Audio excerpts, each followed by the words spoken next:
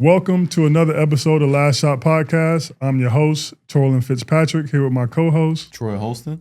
And today we got a great episode for you guys. We have a WWE Superstar with us today.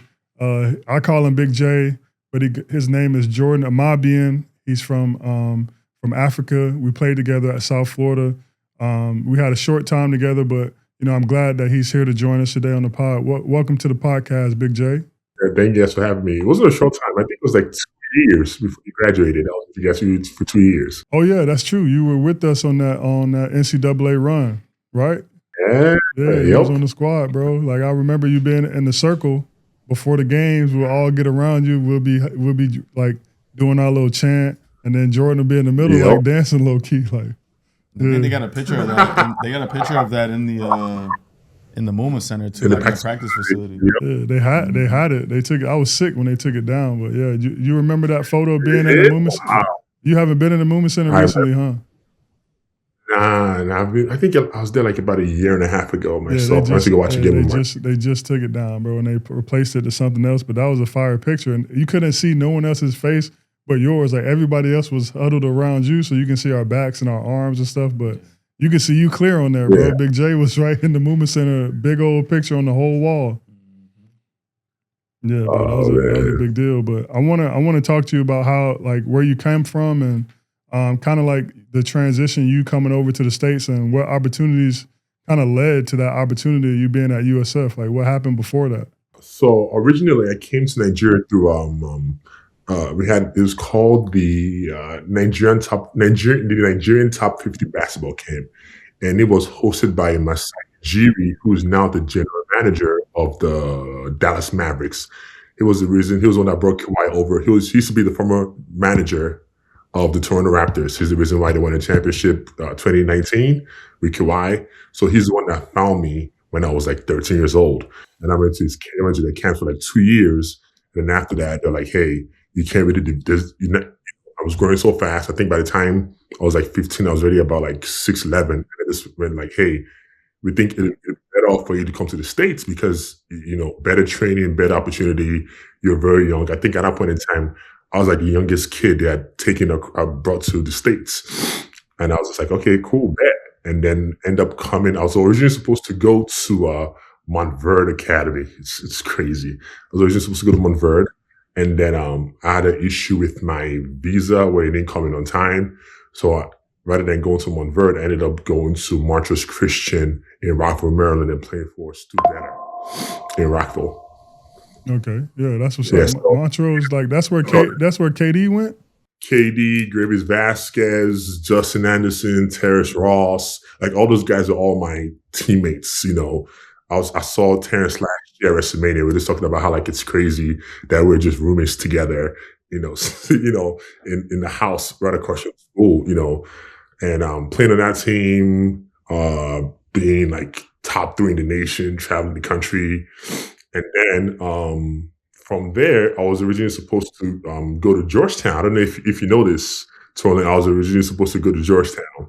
That was like my commitment. I remember when you guys came to DC and played Georgetown and beat Georgetown at home, and Dominic Jones went on that crazy run, and freaking what's his name, Eric Skeeters came to my basketball game the night after, and then he goes, literally, he just says to me, "You don't know me, big fella, but you're gonna know me." And in my mind, I'm just like, "Who the hell is this guy?" I'm not coming to South Florida, bro. I'm going to Georgetown. Like I had a plan. Like it was like finish high school.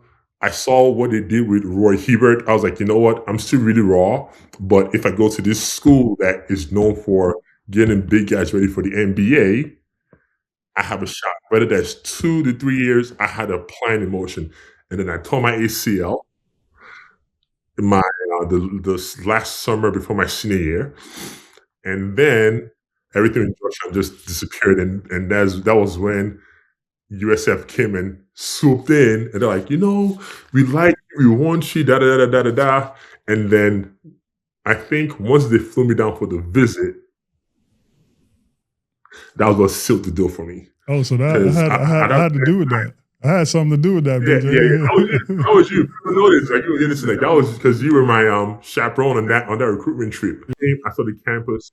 I saw the weather because at that point in time, I had only been to Florida once. And then coming back, I didn't know the campus was huge.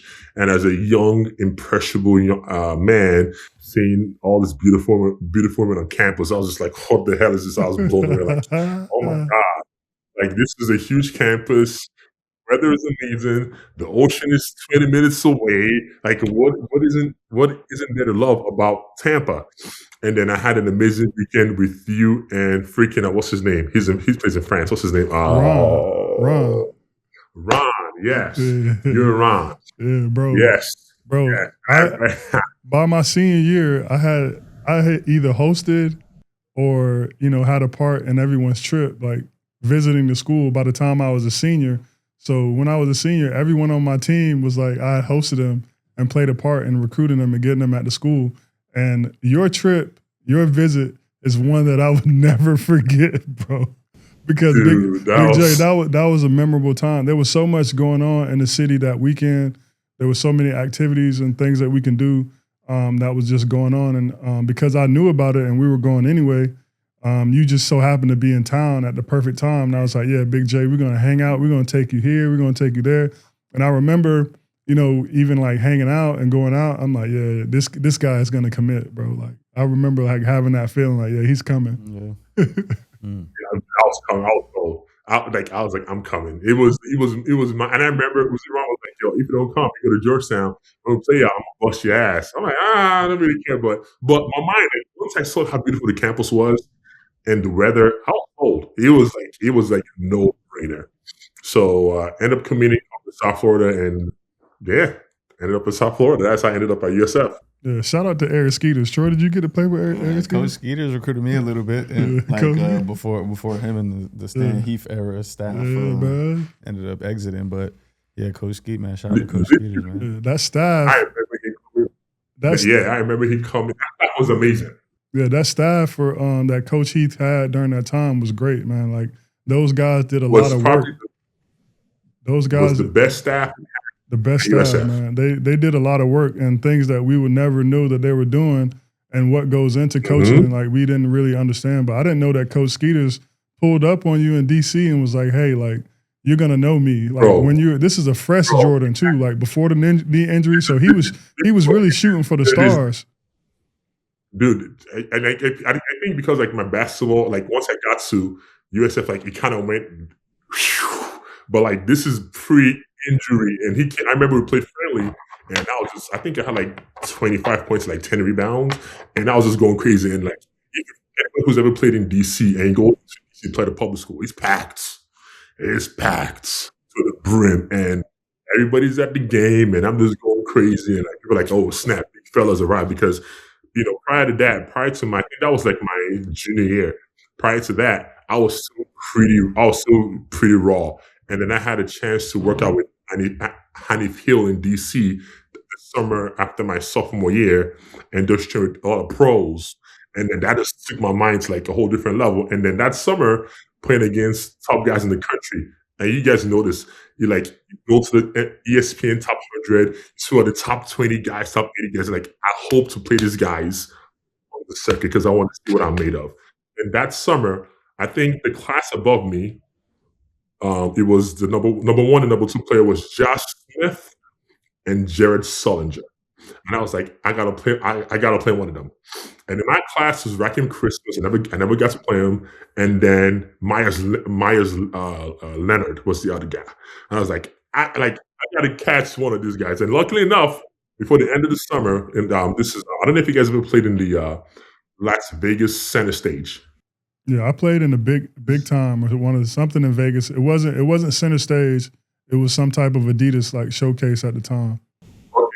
So they had one Las Vegas Center Stage. I mean, like all this coach, like Calipari, Kentucky, all these coaches, they're all there. I was like, Josh Smith is there, Tony Rowan is there. I remember the first game, we get to Vegas, they go, I was 16 playing 17 up, and they go, the first game, he playing big boy. I'm like, who?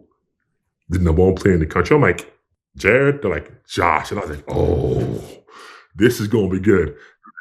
6'10", 300 pounds. I'm 7'2", 7'3". I'm like, oh, I'm gonna see what the hype is about. And it was just like a stalemate. And I was like, oh snap. I'm not that far from where where I think I can be, because if I'm playing against this guy and the only time he's scoring is when he's out the game, and the only time I'm scoring is when he's out the game, I'm like, we kind of like the same. Like it's like we like squared up. So like that took my confidence to a whole nother level. And then the following game, we played against we played against Myers Leonard and the this team from AE team from Chicago. I forget their name. They had like Behenin on the team. They had all those guys that went to Louisville on that AU team, and Myers Leonard was on the team.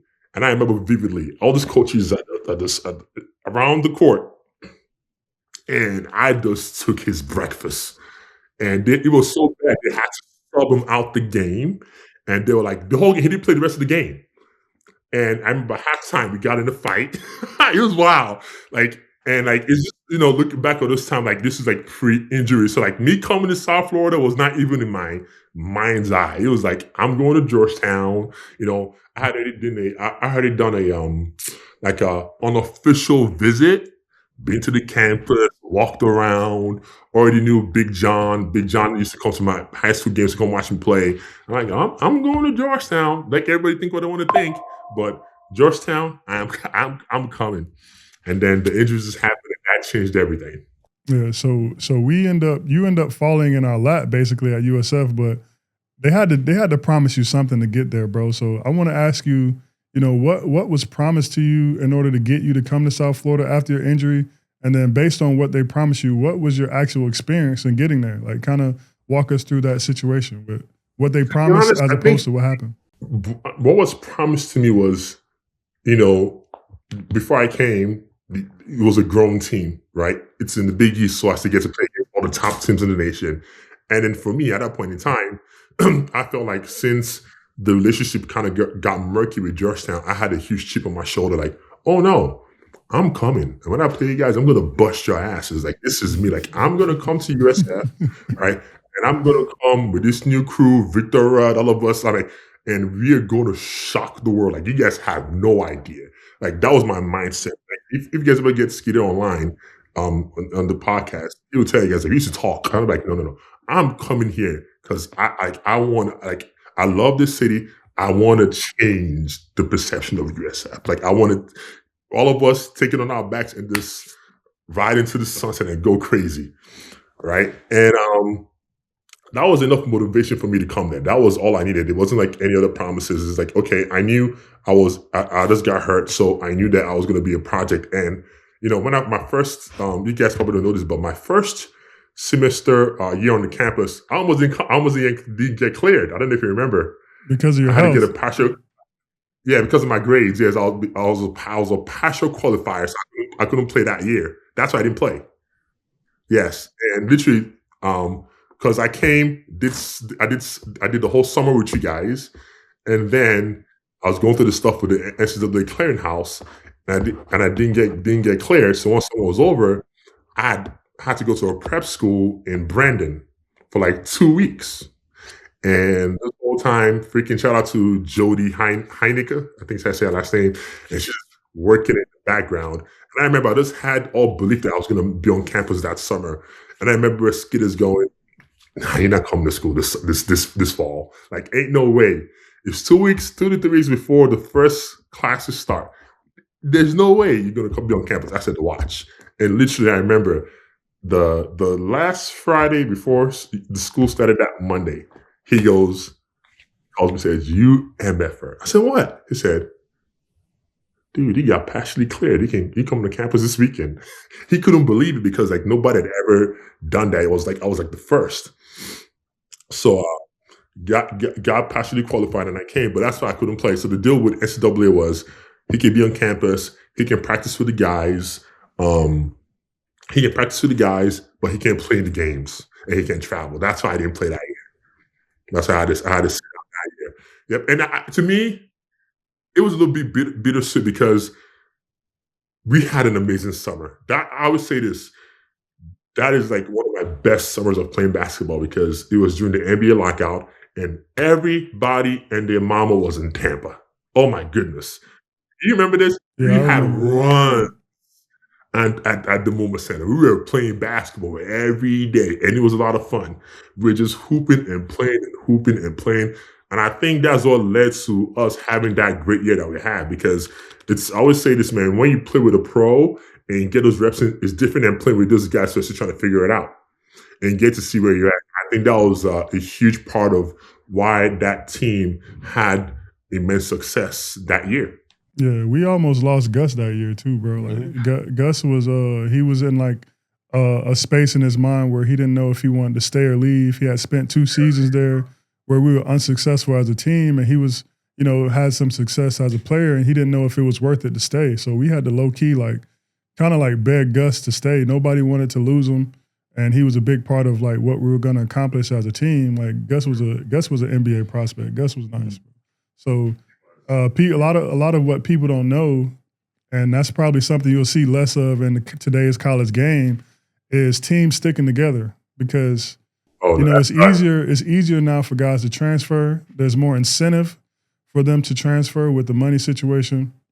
But that was a team that had been through it, bro. We had 2 seasons prior that we weren't as successful as we could have been, and just losing and like feeling like defeated and stuff like that. People get in their head and they want to make decisions and jump ship, and we almost lost Gus. But I think the thing that really led to our success there in 2012 was just our team sticking together, bro. And those runs was a big part of it as well. Every summer we had a big summer, like with training and practices. Like that's just what we did. We got after it. Shout out to Graham Anderson for pushing us. But shout out to Graham. But we definitely competed every summer. But the biggest thing that a lot of people may not know was just the simple fact that we stuck together, man. We had many losses and defeats before we got onto that winning stage and started putting consecutive wins together. Like we had been through a lot, bro. Yeah, we had been through a lot. And I think people were shocked once we started winning. It's like, oh, they're good. Oh, snap. They're winning games. They're beating teams. It kind of started off slow, and it just went the way it went. It was an amazing season. Yeah, but you had some complications like with your health, I imagine, throughout your life, bro. Like being such a large human being, a lot of people don't really know, what comes with that if they're not, a tall human being themselves. So what are some of the difficulties that you face in your life with like just being a huge human being and something that may have potentially like been a threat like to your health? Like what are some things you had to overcome with that? I mean, I think you probably noticed, like after that summer, I tore my ACL playing pickup. I just landed awkwardly and my ACL blew out again, the same one. And I was so pissed. And, during that whole season, I was coming back. You weren't even there, Tony. Like you would tell you, like I was in shape coming back and running. And then I get the news like I have this freaking brain tumor in my head that I got to go take out. And I had a pituitary tumor in my brain, on my pituitary gland. And I had to get that taken out. And the thing about it is, I'm not going to go into too much of details of how it's, because it's a lot to explain, but I'm going to try to keep it as simple as I can. What happened was, once they go into the brain, right, that's where the pituitary is where all the hormones are. So the testosterone, estrogen, everything is operated from there. Whatever hormones you have in your body, it operates from here, right? But once they go in there, it just messes everything up. And it took me years to actually realize how much my hormones had been messed up. And literally, my testosterone just took a nosedive, and I didn't know. So this whole time, I was practicing. When I came back, I was practicing like 0 to no testosterone in my body. And in a very competitive sport where it's very aggressive, you need testosterone to perform.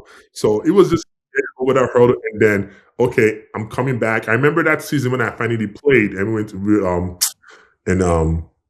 were playing, and I had to get on like specialty medication, and I'll be sick for like 3 or 4 days straight, and I'll still come to practice and be on the road. It was just a lot on my body, and I think that was once that started happening, my love for basketball started to separate. Like it just took a whole different toll on my body, and like it was a lot mentally. It was just me, and I really couldn't understand what I was going through until later, like a couple of years later, when I finally did like a full World World Cup, and they're like, "Yo, brother, you were struggling. Like, we're surprised how you were able to survive the way you survived a couple of years of playing basketball, being an athlete, and having the testosterone being as low as it is." Like, so it was it took a toll on me, and I finally started to get back watching basketball again, and even playing. I played like a couple of weeks ago here in Orlando, and it was just weird, but it actually felt good. But yeah, man, I had two brain surgeries, and that kind of just put a fork in my basketball career, Yeah. because I was the person after that. Yeah, I'm glad that you were able to recover and bounce back from that, bro, because that had to be tough to go through. But God has a plan for all of us, bro, and we're gonna get into that next. But your life took a completely 360 from being projected to maybe go to the NBA one day. You're a huge like talent and prospect, and then basketball just being completely taken off the menu. Like, so I'm glad that things worked out for you, and you're making a transition into the sports world still, and you're doing great, and you're succeeding in that space, bro. And I'm super happy for you. I've been happy for you ever since I saw that you made that transition. But Troy, what you got? So let's transition, Jordan, into obviously from basketball to your current profession, what you're doing, which is WWE, right? Give us a little bit of some insight on how you transitioned from basketball to the WWE. How did it come about? And also, as obviously you're a WWE superstar, bro, right? Let's call a spade a spade. Yeah, you wrestled Brock Lesnar, bro. You wrestled Brock Lesnar. That's crazy to me, bro. And I mean, and even share with us like some of the stuff where you traveled to around the world, like, and people know you as a WWE superstar. All right, so this whole wrestling thing, I never shared it with you guys when I was in college, but it's always been lingering in the back, right? I remember when I was still playing basketball, high school days. My high school AE coach, who's my mentor, Doug Martin. Whenever he wanted to get him to play hard, he would say, "Bro, you don't want to play hard? All right, we're gonna send your ass up to Connecticut and you're gonna go wrestle from Vince McMahon." And I used to get so pissed. I used to get so mad. I'd be like, "What? Me?" I'm like, I left my family all the way from Nigeria, and you think I'm gonna like? I can smell. I can feel how far I am from like possibly making it to the league. You think I'm gonna go leave there and go wrestle? So I would go play hard, and he knew that was the night he needed to put in my ass to make me play harder. Yeah. And then, in college, the same thing. When I was training, Skeeters would say the same thing, because you guys know this, but Skeeters is a huge wrestling fan. He would kind of use the same thing in my head. I'm like, he picked this shit up from him. Oh my God. So, after years of roaming around and trying to figure out life for basketball, I was actually supposed to go to China in 2017? 2017. But due to my immigration issues, I couldn't leave. And I'm like, I'm going to leave to go to China and get stuck because I have my medication here. It's not available in China. I'm like, I had to like kiss basketball goodbye. So for a whole year, I had to figure out my immigration status. And while I'm sitting, I'm trying to, I can still live here and apply for jobs. So I'm trying to apply for jobs and just find someone just to keep me over until I can get back to playing basketball, right? And then I remember I'm applying for jobs in Tampa, and the jobs are just crap. This is 2017, 2018. And I remember one of my best friends, Jerm, he just goes, "Hey, have you thought about doing a try for WWE?" And I was like, you know what? They kind of reached out to me in like 2013, but like I couldn't do it because of the NCAA. So like I don't know if the opportunity is still there. He goes, "Why don't you send him a message?" I was like, "Nah." He was like, "Come on, bro. You have nothing to lose." I'm like, you know what? You make a great point. I'm like, broke as shit. I have nothing going. I'm like, okay, bet. So go through my emails, and I emailed the guy who was trying to recruit me to come to WWE. So email him. And literally within like 7 or 8 hours, he gets back to me. He's like, "Hey, a long time. How you been? Yada, yada, yada." We do a little bit of catch up. And this is on a Sunday morning. And he goes, "Can you talk this evening?" I'm like, "Sure." Calls me. He says, "Hey, where are you?" I'm like, "I'm in Tampa." He says, "Can can you come for a tryout tomorrow? I'm like, what you mean? He's like, can you come to Orlando for a tryout tomorrow? I'm like, I look at my girl, she's not my wife. I'm like, she's like, you better say yes. I'm like, you know what? Yeah, I can be there tomorrow. And this time, I had no license, still couldn't drive. So my wife drove me to my tryout on Monday morning, dropped me off at the performance center. And I was so nervous that I didn't know what to expect. And then put my basketball shoes on and I'm like, hey, just have fun, relax, and just listen. And you both know this, like playing basketball, one of the things I was taught was like always being coachable and having the ability to listen. And those two skills I never thought would pay dividends. And when I tell you, I'll just listen to them coach me through and being coachable. And once it started, I'm going, oh man, this is fun. I'm enjoying this. This is fun. In my mind, because I couldn't wrap my head around like this, I'm really about to do this. I'm like, this is fun. By the end of the tryout, I'm like, holy crap, I had a lot of fun. And then we had a little weight room session. And afterwards, I met with the recruiter and the head of the WWE Performance Center. And they go, hey, so this is the deal. Everybody loves you here. We also love you. If you want to do this, you have a job. And I was like, okay. They go, but go back to the hotel, call your girlfriend, talk to you about her. But if you want to do this, you have a job. So I go back to the hotel, call my girl, and we talking. And I'm like, babe, you will not believe this. I'm having a ton of fun. I enjoyed, and guess what? They offered me a job. She goes, huh? I'm like, yes. They offered me a job, but I haven't made a decision yet. I'm going to their taping the following day, but so I'll talk more with them about it. So I go to the taping the following day, meet with the recruiter. His name was Canyon Seaman. And he was like, hey, I want you to meet somebody. Please brings me backstage somewhere. There's a position in the back of if you guys ever watch wrestling, right?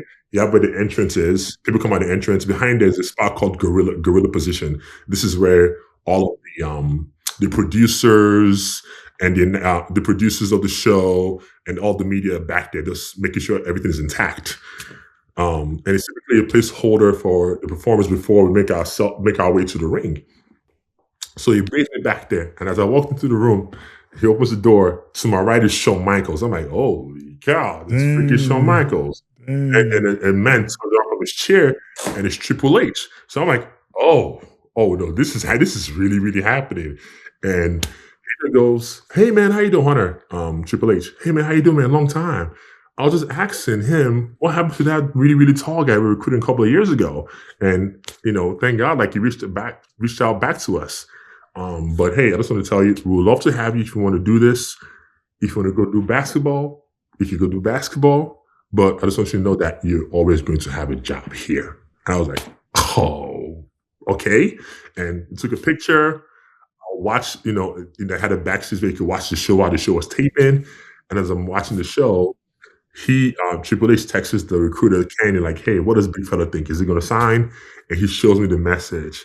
And I'm ready, like, my mind's made up, like, I'm going to do this. This is fun. I'm like, yep, I'm going to sign.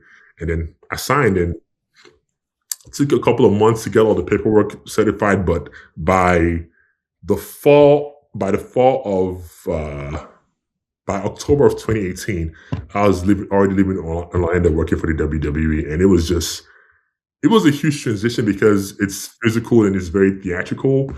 But man, it's been a lot of fun. It's been a lot of fun, and a lot of things that the cardio and the footwork drills and all the stuff that we did in training for basketball. I didn't know how much of that was going to help me in the wrestling, because you just watch wrestling and people don't really understand how a lot of these wrestlers are extreme. You have to be an athlete, because if you're not an athlete, you can't do it at all. It's impossible. So those skills that I learned as a basketball player actually helps me to be a better wrestler, because one of the things they said was, hey, man, he's 7'3", but he's not stiff. He can actually move. So, but yeah, once that started training for like 2 years at the performance center, moved to Orlando, and then the pandemic happened.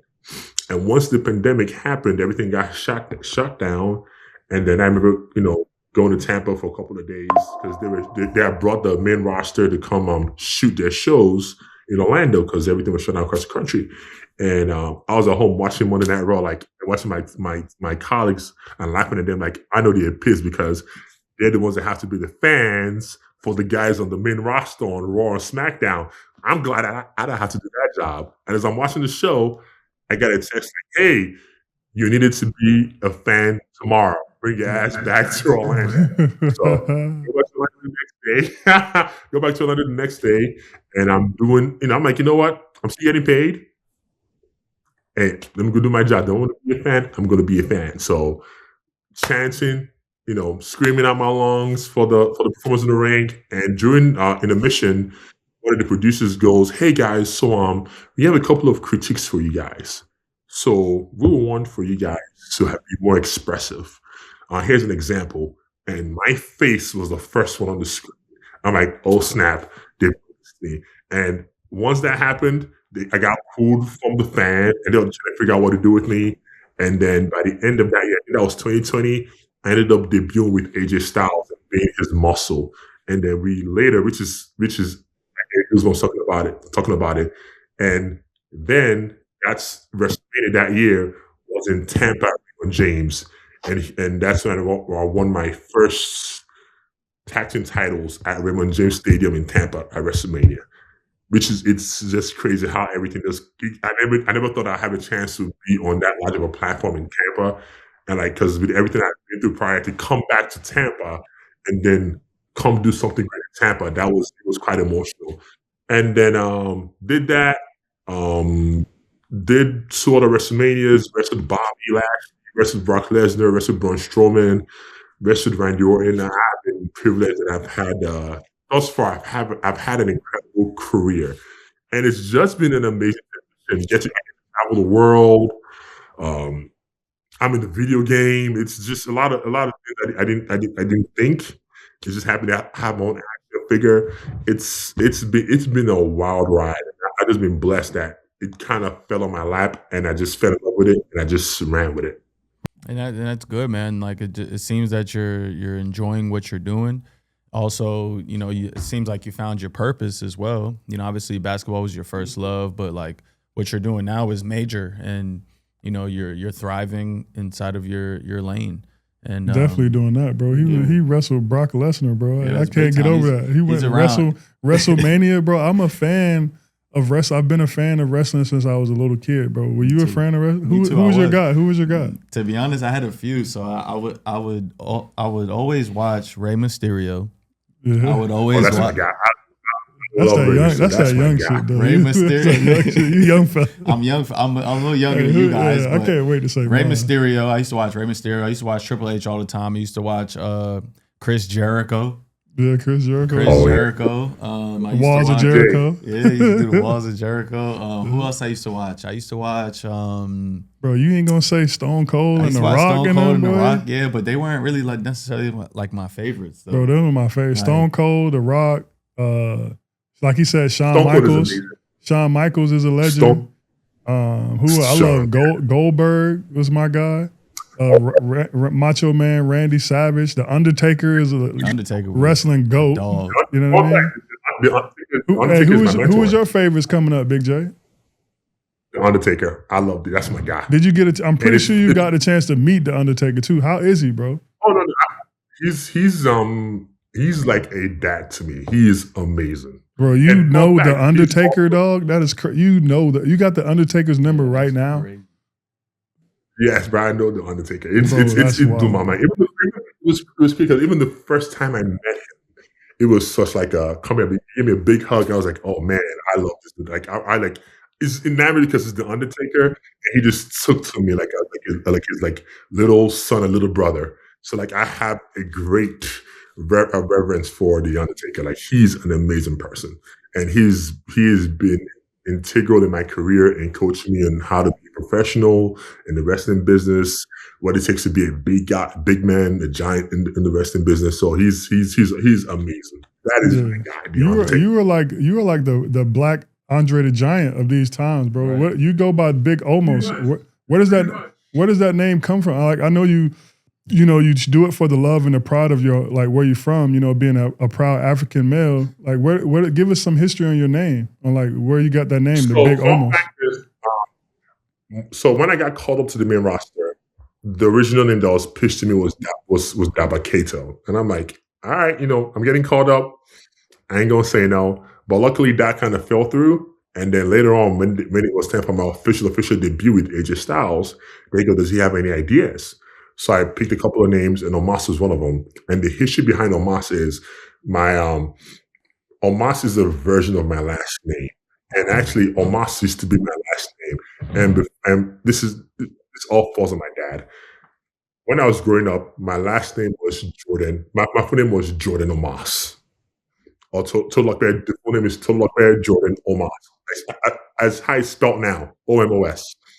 And then my dad had changed that before we were born, from Omogbehin to Omos. And then once I turned 12, I don't know what got caught up is behind. He just said, like, hey, okay, I want to change it back. And then he changed it back to Omogbehin. So Omos is another version of my last name. And I just wanted to honor my family. And I did not think they were going to choose that, but they ended up liking the name and it chose that. I was like, oh, perfect. And that's how the name Omos came about. Yeah, but you are the new era of this WWE thing, which has a long-standing history.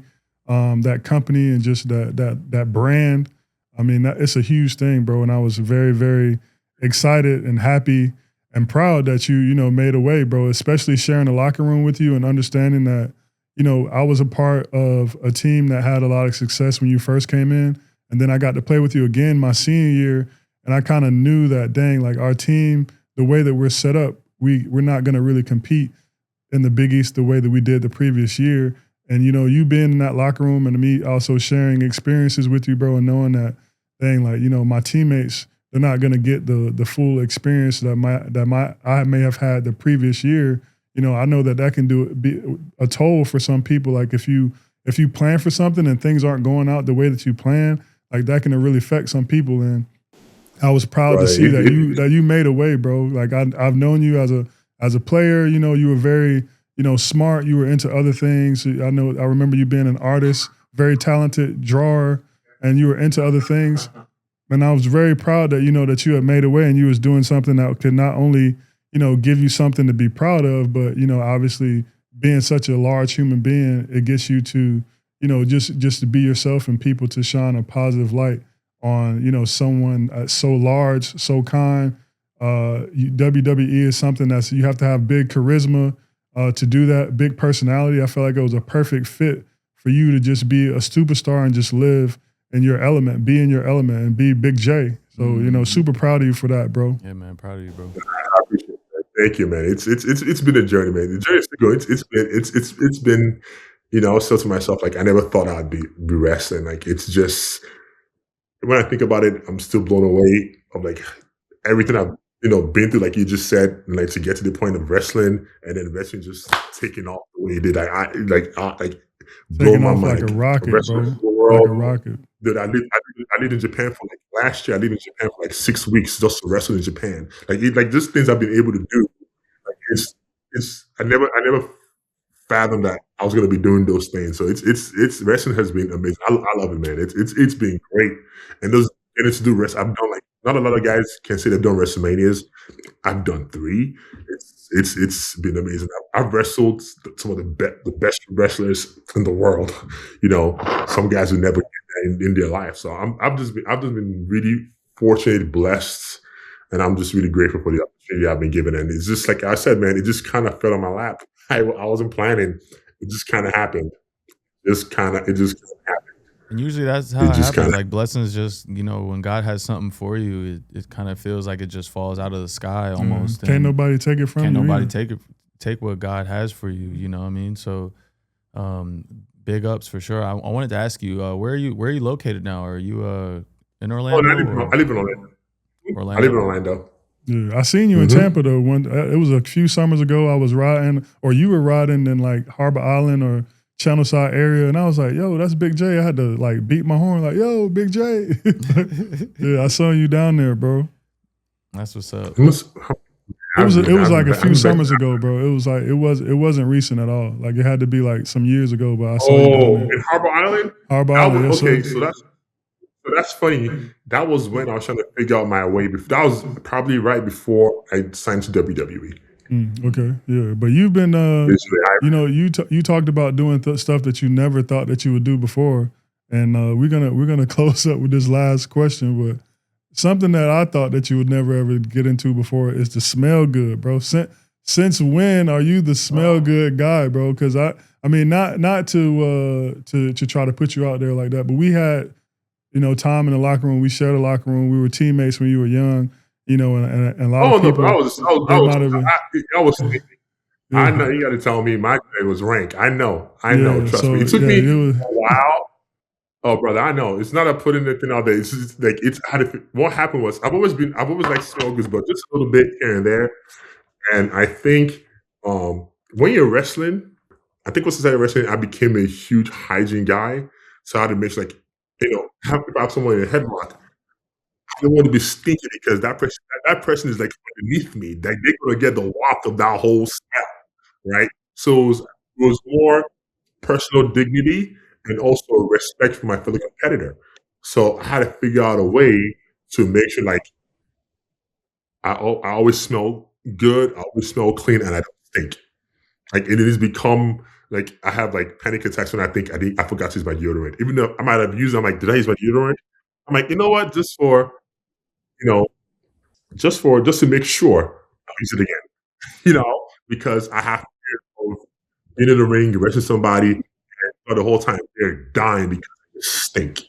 And I always like smell goods, but it got bad. We took a trip to Saudi Arabia in 2021, and that was my first time going. And in the hotel, they had a premier in the hotel. So I walk in there, and they show the whole tradition of how the Arabs use perfume and how they burn the oud and use the smoke to scent clothes. And I just got mesmerized. And then it just went from having 1 to 2 to like 10, now 20. And like I think now I have like 300 bottles, and it's just a weird obsession. But I just got hooked on it. Yeah, you had to get right. You had to get right, bro. Right. And you definitely got right, bro. You used the low key. Big J was kind of funky, I ain't gonna lie, bro. But with my boy, he missed the smell good. Hey, Big J used to have that locker room lit. Big J, I'm gonna beat him up here for you, Big J. I'm gonna wrestle. Hey, Big J used to have that shit funky, gang. But he's Mr. Smell Good. Now you have.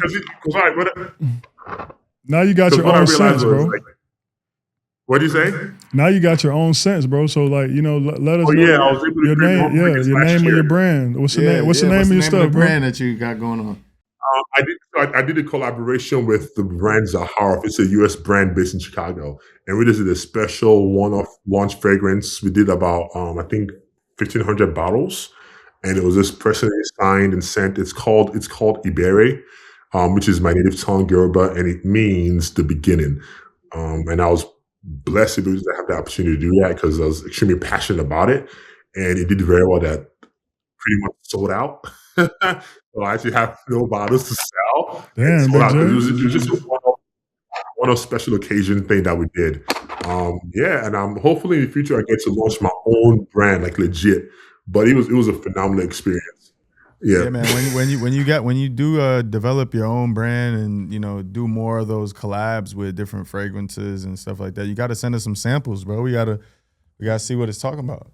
Yeah, we trying to smell good like you now. We trying to smell just as good as Big J. We ain't trying to smell like the old Big J.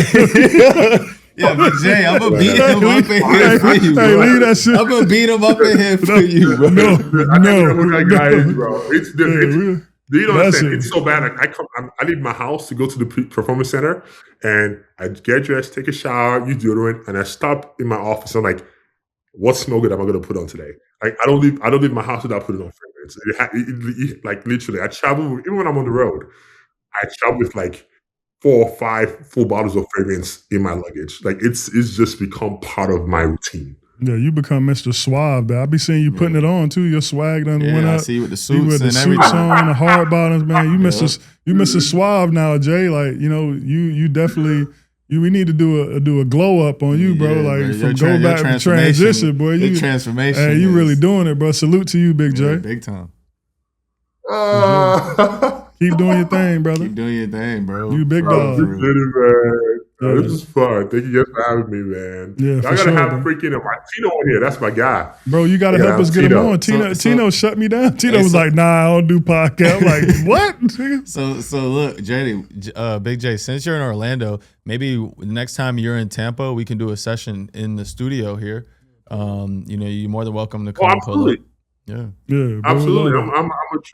I'm gonna try and be more involved with USF.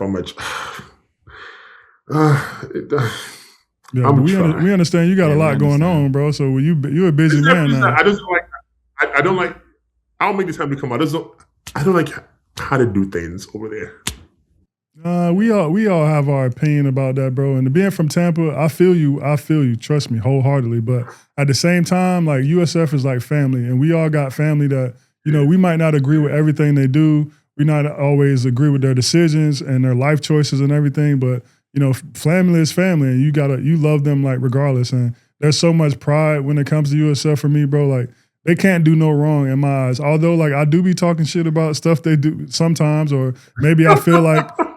Personally, like, oh, maybe I should have more opportunities there or feel more included. So I get in my head about that sometimes, but it'll never take away the pride that I have for my school, bro. Like I love USF I love them down. So I got to start making more trips up there. I'm down the street, so I got to start coming to more games and start being a little bit more involved in the program as a whole. So yeah, because there's opportunities, man. I always thought like people don't know this, but like WWE has NIL deals. I'm just throwing it out there if you have any of the Hey, bro, I'm gonna have to make that connection. I'm gonna write that down real quick. I'm gonna have to make that connection. Like, USF men's basketball or athletics. Hey, like, Jordan, we gonna be the plug. Yeah, we gonna be the plug with you. Yeah, with you on that to get these NIL deals done, for sure. Bro. For sure. These college guys. Yeah, because about wrestling is people don't know this, but like wrestling is a thing where like they pull people from various backgrounds: basketball players, football players, dancers, ballerinas, gymnasts. They can make a superstar out of anybody. You just have to be coachable and be. You think they could? You think that's? Go ahead, Troy. Now, they could, but the hard part is the physicality. A lot of people cannot take the physicality of wrestling. Hitting the ropes. I remember the first time I hit the ropes, and I was like, "Oh my god, this just hurts." Taking a bump for the first time, it's just like we see the guys fall backwards. Learning how to do that don't feel good. I've seen guys get concussed doing it for the first time. It's very, very physical. I call wrestling I call it an action drama, an action soap opera, where there's a lot of things going on, but it's also very, very, very physical. Like very physical. Yeah, but we gonna touch on all that stuff. We're gonna film like some more questions when you come up in Tampa and you give us a in-person interview here in the studio. For sure. Last question from me. I have a friend who's been. I think she's been in the WWE. I'm not sure, but I know she does wrestling, and she actually lives in Orlando. Have you ever heard of Amber Nova? Oh yeah, I met her a couple of times. Yeah, she's done a couple of extra work for us, and I know I've been over. Yeah, I've Amber. We did like a few content sessions like with my car rental company, and that's how I met her in Orlando. And then she came to, I think out here in Tampa, not too far. It was like a Roadhouse or something like that, where they actually had a ring and everything in there, and we did like a content day where we shot with the cars, and then had my cameraman shoot some of her wrestling stuff. So it was. She's a cool woman, and she's deep. She's working on the indies, and that indies is a whole different monster. That is a whole different monster. Working indies is a different monster. But yeah, I know. So, oh wow, so that's amazing that you have your own rental car company. That's big, bro. Yeah. Troy doing big things, man. Been doing it since 2021. Troy doing big things. He got the most exclusive whips, nicest whips that you'll that's out. You know, Troy is very informed about the cars. He's very into it, super passionate about it, bro. And he basically built the business. Like, you did that dolo, right? Yeah, solo dolo. And the company is called Top Tier Exotics. And we service Orlando. We service Tampa. We service Clearwater, St. Pete, Sarasota. Sometimes even Miami. If a client was like flying into Miami, I can get him a car there and stuff as well. So been in the business for about 5 years. With chauffeur and everything, or just the car? I have a chauffeuring service if the client wanted that. But usually a lot of clients, they're just renting so they can drive the car. That's really dope. Themselves. Hell yeah.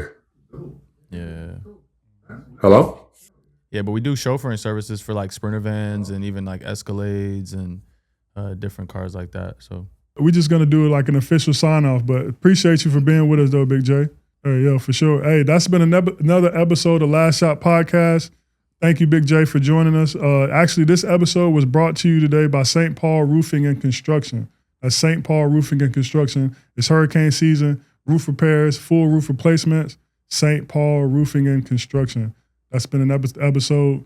Hey, and if you don't do anything else, I need 813 Real Tampa. Put 813 in the chat. Real South Florida. Horns up in the chat. Horns up in the chat. See you, Big J. Big J, it was a pleasure, brother.